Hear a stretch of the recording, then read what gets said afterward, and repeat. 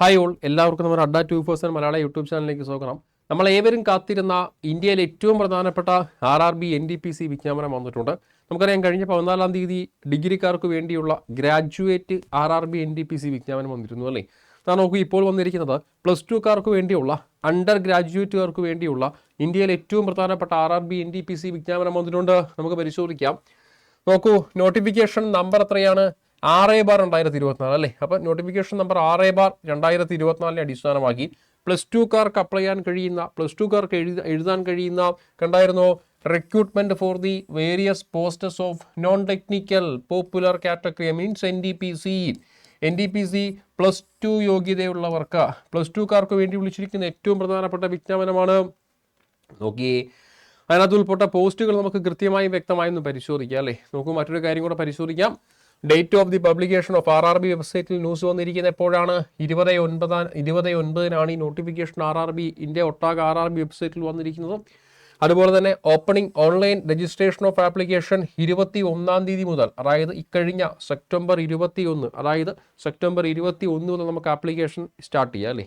അതിൻ്റെ ഒരു ആപ്ലിക്കേഷൻ നമുക്ക് സ്റ്റാർട്ട് ചെയ്യാമെന്ന് പറഞ്ഞിട്ടുണ്ട്. ഇത് closing online registration of application അവസാനിക്കുന്ന എപ്പോഴാണ്? 20/10/2024. അടുത്ത ഒക്ടോബർ 20-ാം തീയതിയാണ് ഈ ആപ്ലിക്കേഷൻ അയക്കേണ്ട അവസാന ഡേറ്റ് എന്ന് ഞാൻ റിമൈൻഡ് ചെയ്യുകയാണ്, ആരും മറക്കരുത്. റൈറ്റ്, നമുക്ക് നോക്കാം. ഇതുമായി ബന്ധപ്പെട്ട ഏറ്റവും പ്രധാനപ്പെട്ട പോസ്റ്റുകൾ നമുക്ക് പരിശോധിക്കാം. ഈ ഒരു പ്ലസ് ടു ക്വാളിഫൈഡിൽ വിളിച്ചിരിക്കുന്ന ഏറ്റവും പ്രധാനപ്പെട്ട ആദ്യ പോസ്റ്റ്, ഏറ്റവും പ്രധാനപ്പെട്ട ഒന്നാമത്തെ പോസ്റ്റ് ഇതാണ്. നോക്കിയേ, കൊമേഴ്സ്യൽ കം ടിക്കറ്റ് ക്ലർക്ക് അല്ലേ. എന്താണ് കൊമേഴ്സ്യൽ കം ടിക്കറ്റ് ക്ലർക്ക്? രണ്ടാമത്തെ പോസ്റ്റ് ഏതാണ്? Trains clerk. മൂന്നാമത്തെ പോസ്റ്റ് ഏതാണ്? അക്കൗണ്ടന്റ് ക്ലർക്ക് കം ടൈപ്പിസ്റ്റ് ആണ്. നാലാമത്തെ ഏതാണ്? ജൂനിയർ ക്ലർക്ക് കം ടൈപ്പിസ്റ്റ് എന്ന് പറയുന്ന പോസ്റ്റ് അല്ലേ. ഈ എല്ലാ പോസ്റ്റുകളുടെയും ക്വാളിഫിക്കേഷൻ എന്താണെന്ന് മറക്കല്ലേ? 12-ാം ക്ലാസ് ആണ്. All are 12th qualified post എന്ന് മറക്കരുത് അല്ലേ. നമുക്ക് അതിൻ്റെ ഏജ് ലിമിറ്റ് പോലുള്ള കാര്യങ്ങൾ വ്യക്തമായും കൃത്യമായിട്ടൊന്ന് പരിശോധിക്കാം. നോക്കൂ, ഏജ് ലിമിറ്റ് പോലെയുള്ള കാര്യങ്ങൾ വ്യക്തമായും കൃത്യമായിട്ടും നമുക്കൊന്ന് പരിശോധിക്കാം. മുകളിലേക്ക് ചെക്ക് ചെയ്തേ. ഏവരും കാത്തിരുന്ന കേരളത്തിലെ, ഇന്ത്യയിലെ ഏറ്റവും പ്രധാനപ്പെട്ട വിജ്ഞാപനമാണ്. നോക്കൂ, ഞാൻ ഓരോ പോസ്റ്റുകൾക്കും കൃത്യമായും വ്യക്തമായും ഏജ് ലിമിറ്റ് നിങ്ങളെ പരിചയപ്പെടുത്താം. ഒന്നാമത്തെ പോസ്റ്റ് ഏതാണ്? കൊമേഴ്സ്യൽ കം ടിക്കറ്റ് ക്ലർക്കാണ്. നോക്കൂ, അതിൻ്റെ ശമ്പള സ്കെയിൽ 21,700 മുതൽ സ്റ്റാർട്ട് ചെയ്യാം. മെഡിക്കൽ സ്റ്റാൻഡേർഡ് B2 ആണ് ആവശ്യം. നിലവിൽ കൊടുത്തിരിക്കുന്ന age applicable to this notification, ഇതിലെ ഏജ് ലിമിറ്റ് 18 to 33 ആണ്.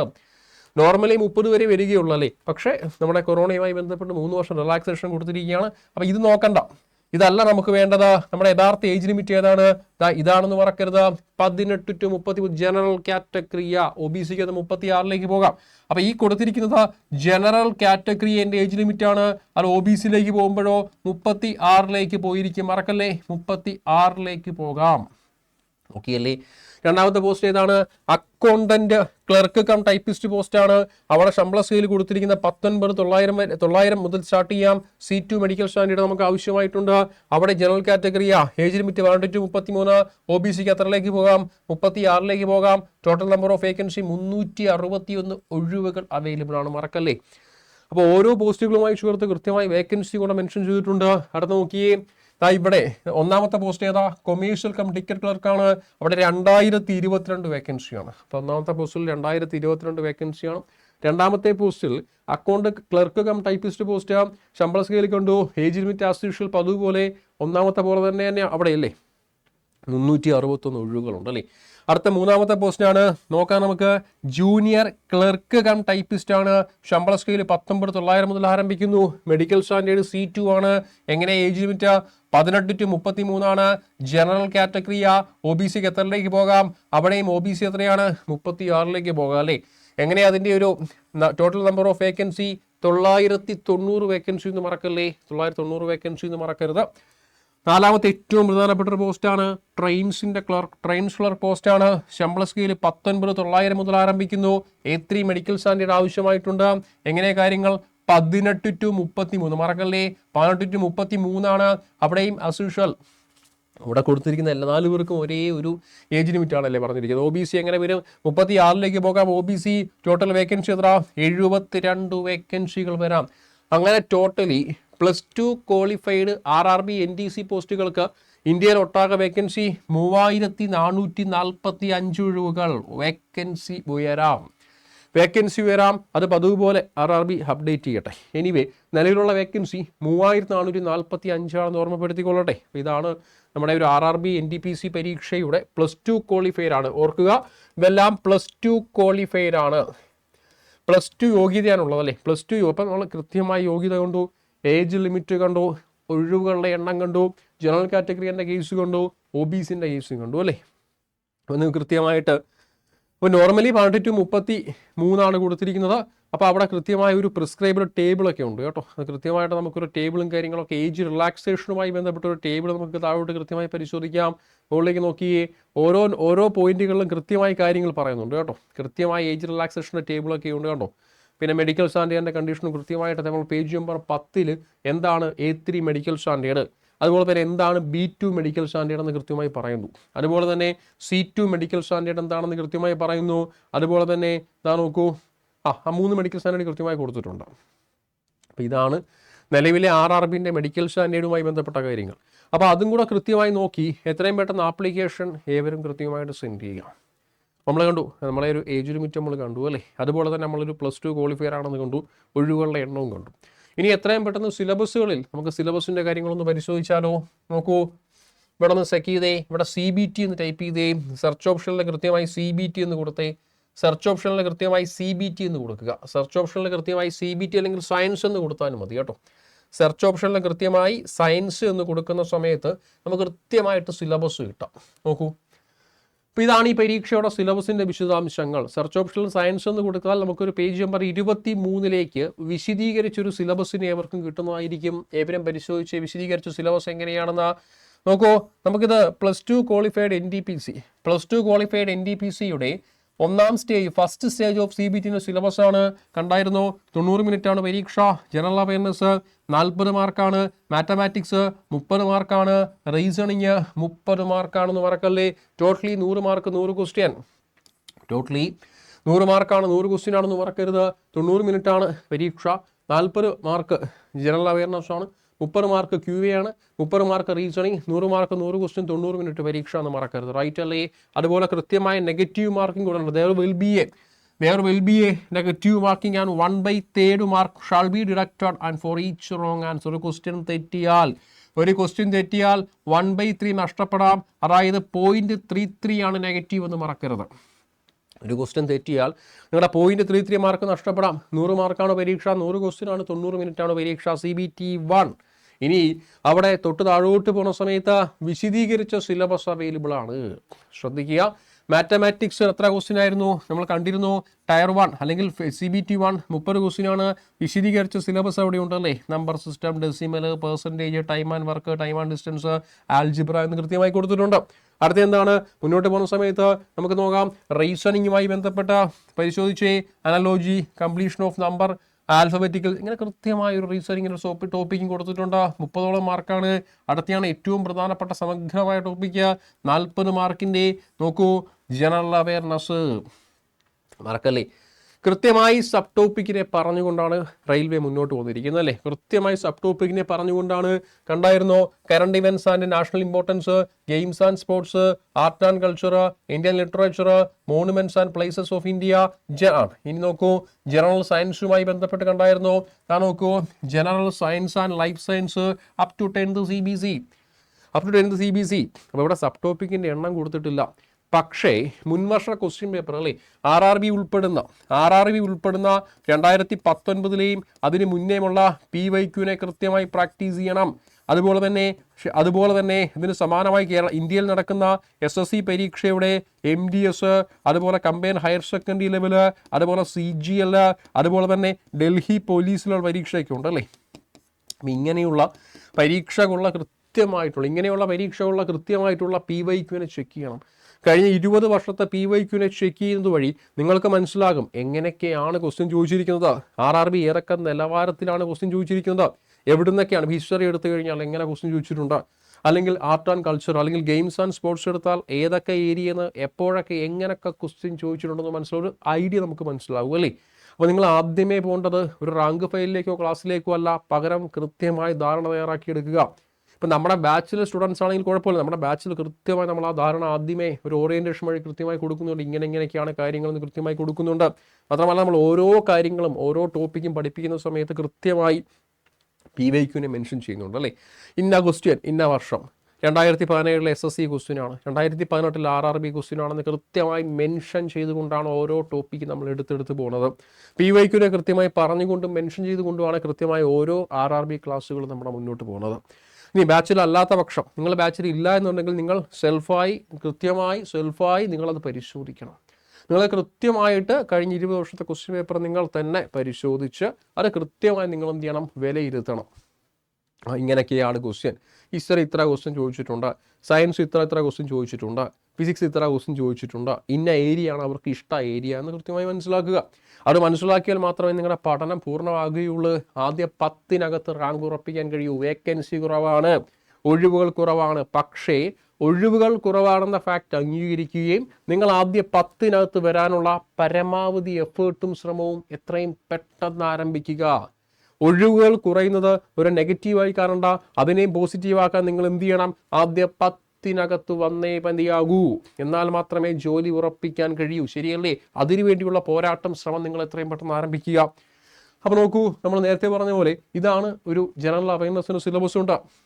ഇതുപോലെ കണ്ടായിരുന്നോ സെക്കൻഡ് സ്റ്റേജ് CBT, കൃത്യമായ പേപ്പറിനകത്ത് ഒരു സെക്കൻഡ് സ്റ്റേജ് CBTയും കൊടുത്തിട്ടുണ്ട് അല്ലേ. ഒരു സെക്കൻഡ് സ്റ്റേജ് CBTയും കൃത്യമായ പേപ്പറിൽ കൊടുത്തിട്ടുണ്ടോ?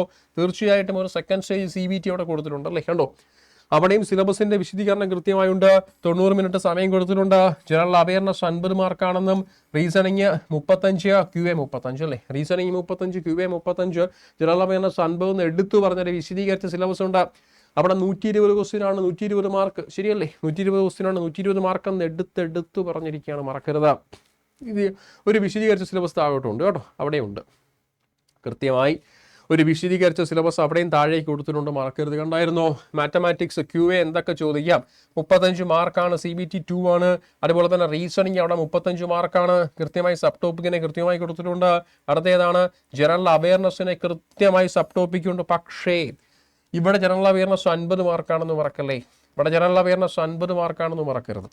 അപ്പോൾ CBT 1-ൻ്റെയും CBT 2-ൻ്റെയും സിലബസിന് നിങ്ങൾ മറ്റെങ്ങും പോകേണ്ട ആവശ്യമില്ല, മറ്റൊരു പ്രൈവറ്റ് വെബ്സൈറ്റിലും പോകേണ്ട ആവശ്യമില്ല. പകരം കൃത്യമായി ഒഫീഷ്യൽ നോട്ടിഫിക്കേഷനിൽ കൃത്യമായി എന്തൊക്കെ പഠിക്കണം എന്ന് കൃത്യമായി മെൻഷൻ ചെയ്തൊരു സിലബസ് അവിടെയുണ്ട്. ആ സിലബസിനകത്ത് നിന്ന് പഠിക്കുക. നിങ്ങൾ എന്തൊക്കെ പഠിക്കേണ്ടതെന്ന് കൃത്യമായിട്ട് ആ സിലബസിലുണ്ട്. അവിടെയും കുറച്ചും കൂടെ ക്ലാരിറ്റി വരുത്താനുണ്ട് അല്ലേ. പല സ്ഥലങ്ങളിലും ക്ലാരിറ്റി വരണം. ആ ക്ലാരിറ്റി എങ്ങനെ വരും? PYQ workout. PYQനെ വർക്കൗട്ട് ചെയ്യുക.